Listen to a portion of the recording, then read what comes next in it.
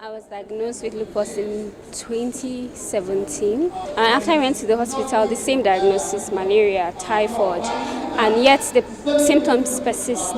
And it started spreading. The pains went from my legs to my ribs to my hands. I could barely move my hands. Celebrities such as Kemi Afolabi, Tony Braxton, Nick Cannon, Selena Gomez, to mention a few, are battling with lupus. What then is lupus? It's an autoimmune chronic inflammatory disease.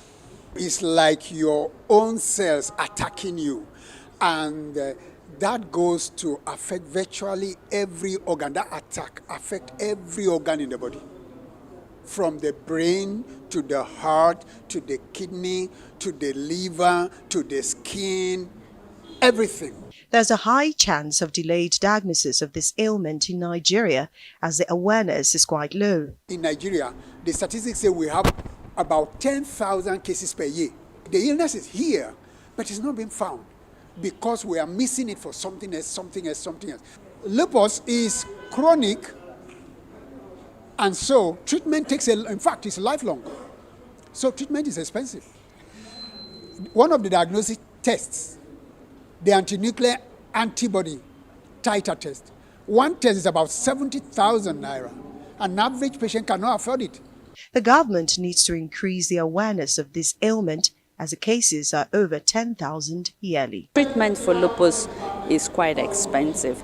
That is why it is important for lupus survivors to purchase insurance, whether you're working, whether you're in the informal sector. Education for the frontline doctors, that is the gatekeepers, the doctors that the patient first meet in all our health centers. We're talking about community health extension workers, medical officers, primary care physicians, and show them the signs and symptoms so that they can recognize it when they see it.